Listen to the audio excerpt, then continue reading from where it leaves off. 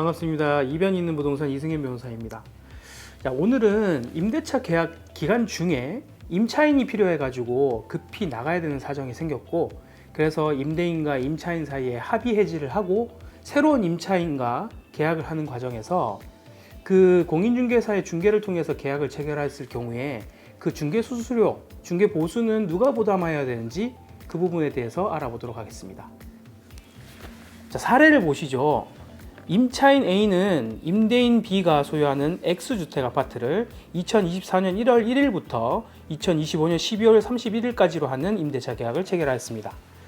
그런데 임대차 계약 도중인 24년 12월 1일에 임차인 A는 급하게 이사를 가야 할 사정이 생겼고, 이에 A는 B에게 자신의 사정을 이야기했더니 B는 이렇게 말하는 겁니다.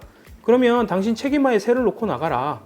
당신이 새로운 세입자를 데려오면 그 사람으로부터 받은 보증금을 당신에게 주겠다라고 하였던 것입니다. 이에 A는 X 아파트 매물을 주변의 공인중개사 사무실에 내어놓았고, 이에 공인중개사의 중개 행위로 인하여 신규 임차인 C와 임대인 B 사이에 신규 임대차 계약이 체결되게 되었습니다. 이후 임차인 A는 예정대로 C가 지급하는 보증금을 수령함과 동시에 X 아파트에서 비켜주었는데, 그와 동시에 C가 들어와서 신규 임대차 계약도 잘 마무리되었습니다. 그런데 문제는 여기에 있습니다. 신규 임차인 C와 임대인 B 사이의 신규 임대차 계약에서 임대인 B 몫의 중개수수료는 누가 부담하여야 되는지가 문제가 된 것입니다. 결국 이 점에서 임차인의 사정으로 계약이 중도 해지가 되고 임차인의 주선으로 신규 임대차 계약이 체결된 경우에 그 신규 임대차 계약에 공인중개사에게 지급해야 할 임대인분의 중개 보수, 이것을 누가 지급해야 되는지가 쟁점이 될 것입니다. 이 점에 관해서 임차인은 이렇게 얘기할 거예요. 계약서에 그 임대인이 그 계약자라고 적혀 있지 않느냐, 적힌 계약자가 지불해야지 라고 하면서 나는 지불할 의무가 없어 라고 일단 얘기를 할 수도 있습니다. 임대인 B는 당연히 이렇게 얘기할 것입니다. 임차인이 자기가 원해서 지금 중도 해지를 해준 거다. 내가 지금 뭘 잘못해서 한 것도 아니고, 그렇게 자기가 원해서 일어난 일이라면 이거는 임차인이 중개 보수를 내 것도 보담해 줘야 되는 게 당연히 그 안에 깔린 약정이 있었다 라고 이렇게 주장을 할 수 있는 것이죠. 자, 이 점과 관련해서 법은 이렇게 정하고 있습니다. 한번 보실게요. 공인중개사법 제32조 제1항입니다. 개업 공인중개사는 중개 업무에 관하여 중개 의뢰인으로부터 소정의 보수를 받는다라고 규정하고 있습니다. 자, 그러면 이게 뭐가 쟁점이 될까요? 결국 기존 임차인의 사정으로 기존 임대차 계약을 일단 해지하면서 새로운 임대차 계약을 체결하는 경우에 법상 누가 중개 의뢰인에 해당하는지, 이게 결국에는 쟁점이 되겠죠. 자, 이 점에 관해서 원칙적으로는 거래 계약서에 기재된 당사자가 중개 의뢰인이 되는 게 원칙입니다.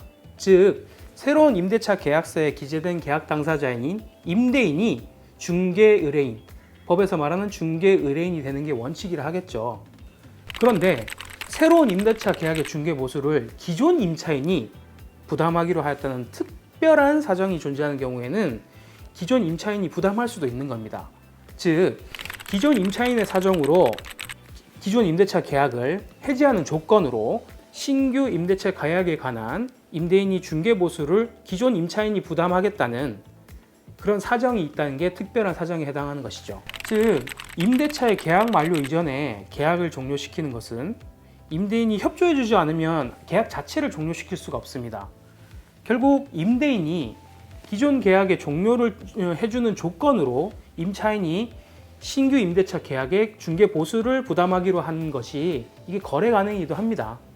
결국 사안의 경우에서는 임차인 A가 또 중개업소에 의뢰한 사람이 애초에 그 임대인 B가 아니라 임차인 A였기 때문에 그 자체로도 임차 의뢰인, 중개 의뢰인이라고 할 수 있는 여지도 있겠죠.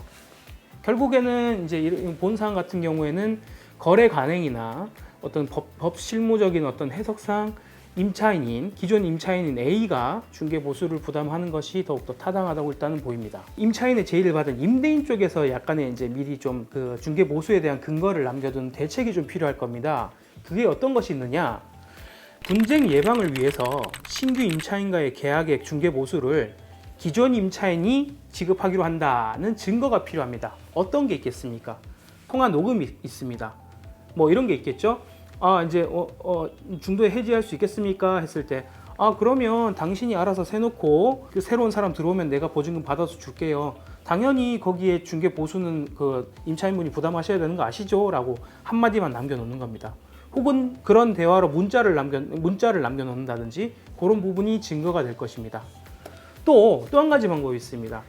새로운 임차인과 임대인이 계약서를 쓸 때 특약으로 임대인 측 중개보수는 기존 임차인인 누구가 부담한다 라고 적어 놓고 거기에 기존 임차인의 도장을 하나 딱 혹은 서명을 하나 딱 받아 놓는 것이죠. 그때는 계약할 때 같이 입회하는 것도 상당히 의미가 있겠다고 하겠습니다. 자, 이번 시간에는 임대차 계약 관계 도중에 임차인의 사정으로 기존 계약을 해지하고 새로운 신규 임차 계약을 체결했을 때 그 임대인 쪽 중개 보수를 누가 부담해야 하는지에 대해서 알아보았습니다. 다음 시간에도 더욱더 알찬 영상으로 찾아뵙도록 하겠습니다. 시청해주셔서 감사드립니다.